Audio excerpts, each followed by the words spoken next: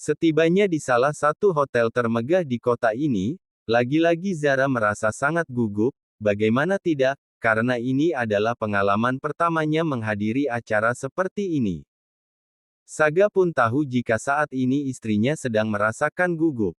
Lalu dengan lembutnya ia menggenggam tangan istrinya. Relaks, jangan tegang, ada aku di sisimu. Dek. Perkataan lembut yang Saga lontarkan dari mulutnya, telah membuat seorang Zara Hafizah menjadi luluh. Kenapa Anda jadi berbeda seperti ini Tuan? Apakah mungkin ini adalah salah satu rencanamu, karena kau pernah bilang jika aku adalah kelinci mainanmu? Ayo Zara, kau jangan sampai terlena oleh pesona dan sikap baiknya, semuanya itu adalah palsu. Ucapnya dalam hati. Sambil jalan berbarengan, kini keduanya disambut hangat oleh para pelayan hotel.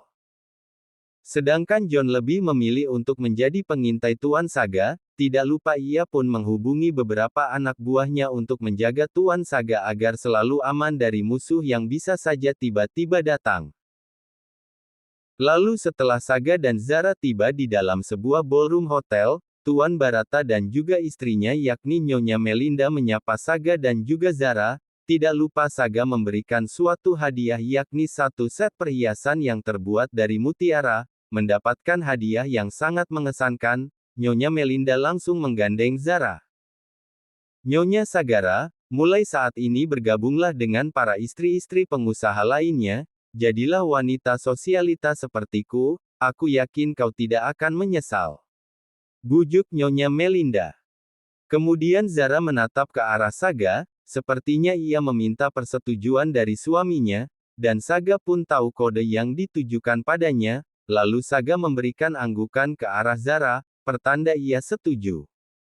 Baiklah Nyonya, saya akan ikut bergabung, sebelumnya saya ucapkan banyak terima kasih. Jawabnya dengan sopan.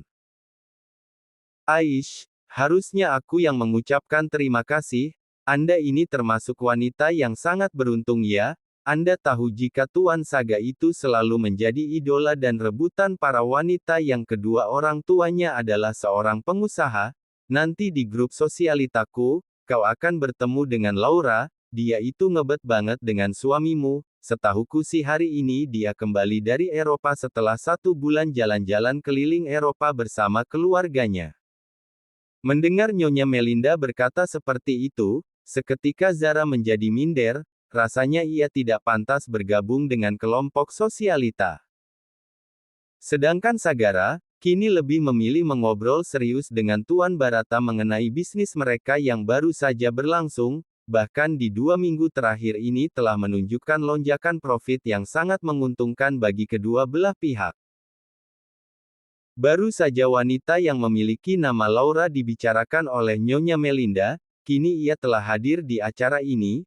Zara yang melihatnya secara langsung, ia terpesona akan kecantikan sosok Laura yang bagaikan boneka Barbie hidup, kulitnya yang putih mulus, hidungnya yang mancung, serta memiliki 2 bola mata yang bulat, sungguh wanita yang sangat perfect.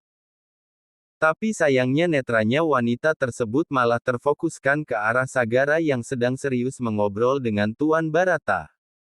Saga pun tahu jika Laura saat ini sedang menuju ke arahnya. Sebentar ya Tuan, saya ada perlu sebentar dengan istriku. Ucapnya dengan sengaja ingin menghindar dari sosok Laura. Laura pun cukup kesal karena dirinya telah diacuhkan. Sayang, kau jangan jauh-jauh dariku. Ucapnya dengan lantang, sehingga membuat Zara menjadi kebingungan. Hei Tuan, ada angin apa Anda memanggilku dengan kata sayang? Kenapa telingaku mendadak geli dengan perkataanmu itu? Gerutunya dalam hati. Lalu Saga malah merangkul bahu istrinya, sontak Laura yang melihatnya menjadi sangat geram. Alhasil, wanita yang memiliki nama Laura telah melakukan tindakan nekatnya. Oh, jadi ini istri barumu itu, tumben sekali seleramu berubah drastis seperti ini. Apakah kau tidak salah pilih Saga? Kau menghindar dariku cuma demi perempuan ini. Come on lah Saga, buka matamu lebar-lebar. Cetusnya sengaja menyindir Zara. Zara sendiri sudah sangat geram atas perkataan Laura tentang dirinya. Memangnya ada apa dengan diriku? Apakah wanita sepertiku tidak pantas bersanding dengan suamiku yang tampan ini? Balas Zara tidak mau kalah, kali ini ia sudah mau menjadi Zara yang seperti dulu lagi, yang selalu seenaknya ditindas. Wow, amazing, aku kira istrimu itu bisu dan tuli, rupanya dia bisa juga membalas perkataanku, cih. Mendengar Laura berkata seperti itu, Saga semakin mengepalkan kedua tangannya, sedangkan John ia terus memperhatikan Laura dari jarak yang cukup jauh. Oh ya, wow, Anda bisa-bisanya berasumsi seperti itu tentangku. Sekarang setelah Anda tahu saya tidak bisu dan tuli, Anda mau berbicara apa lagi tentang saya? Tantang Zara. Saga pun menatap takjub akan keberanian istrinya yang telah berani melawan Laura, ia tidak perlu bersusah payah untuk menyingkirkannya. Kemudian Laura tertawa terbahak-bahak, setelah itu ia berbicara dengan menggunakan bahasa Inggris, seolah sengaja ingin mempermalukan Zara di depan umum, karena jujur saja kali ini keduanya menjadi pusat perhatian para tamu undangan. Nyonya Melinda pun merasa tertarik akan kejadian ini, menurutnya ini adalah tontonan yang paling menarik, di mana istri seorang pengusaha sukses sedang beradu mulut dengan seorang putri pemilik stasiun televisi terkemuka di negeri ini, tentunya mereka beradu mulut dengan cara yang cukup elegan. Setelah Laura selesai berbicara dengan menggunakan bahasa Inggris, Zara malah menyunggingkan bibirnya. Saga sempat merasa khawatir dengan Zara, karena ia takut Zara akan dipermalukan di depan umum jika sampai ia tidak bisa membalas Laura. Namun pada akhirnya Zara membalas setiap perkataan dari Laura dengan menggunakan bahasa yang sama, ya bahasa Inggris. Saga tidak percaya jika Zara begitu fasih menggunakan bahasa ini. Ia pun sampai bertepuk tangan demi istri tercintanya. Merasa rencana ingin mempermalukan Zara telah gagal, Laura pun memutuskan untuk angkat kaki dari tempat tersebut, kedua kakinya ia hentakkan secara bersamaan sehingga berbunyi cukup kencang.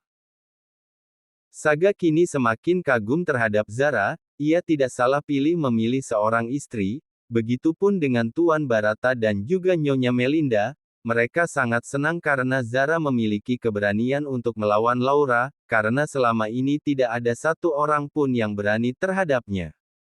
Nah loh, hati-hati kau Zara. Karena ingin mencari udara segar akibat barusan adu mulut dirinya dengan Laura, kini Zara memutuskan untuk keluar area ballroom. Sedari tadi Zara tertarik dengan kolam renang yang dihiasi taburan bunga mawar merah, yang telah menutupi permukaan air kolam.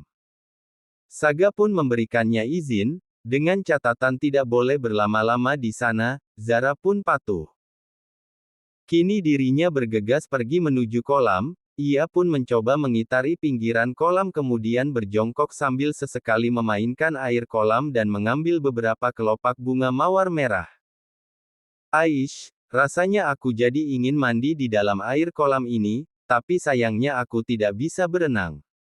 Ujarnya penuh sesal. Ketika Zara mencoba bangkit dan bergegas kembali menuju ballroom yang jaraknya cukup dekat. Tiba-tiba dari arah belakang ada yang sengaja mendorongnya sehingga ia tersebut ke dasar kolam. Biur! Zara pun berteriak meminta tolong. John yang pada saat itu sedang menerima panggilan telepon dari seseorang yang tidak ia kenal, buru-buru ia matikan sedangkan para pengawal yang sengaja John bawa, entah mereka pergi kemana, karena tidak terlihat batang hidungnya sama sekali. Saga pun bergegas pergi menuju area kolam renang setelah melihat John pergi berlari ke arah sana. Dilihatnya Zara sedang melambaikan tangannya sebelah dengan posisi tubuhnya sudah tertutup oleh air kolam. Tanpa berpikir panjang, Sagara langsung menceburkan diri ke dalam kolam renang. Tidak butuh waktu lama akhirnya ia bisa meraih tubuh istrinya yang sudah terkulai lemas. Kemudian ia membawa tubuh istrinya ke pinggir kolam renang. Zara bangun, ayo bangun Zara. Kau tidak boleh mati di sini, aku tidak akan rela, ayo cepat bangun. Teriaknya sampai menggema. Ia pun menjadi panik akibat Zara tidak kunjung sadarkan diri, Sampai akhirnya ia melakukan tindakan penyelamatan yakni memberikan CPR. Kini Saga berusaha menekan di bagian dada oleh tangannya. Maafkan aku Zara, aku tidak bermaksud kurang ajar padamu. Lalu Saga berusaha memberikan nafas buatan kepada Zara, kemudian kembali menekan di bagian dada. Ia terus saja mengulang tindakan tersebut hingga akhirnya Zara tersadar sambil memuntahkan air di dalam mulutnya. Huh! Seketika tubuh Zara langsung gemetar hebat.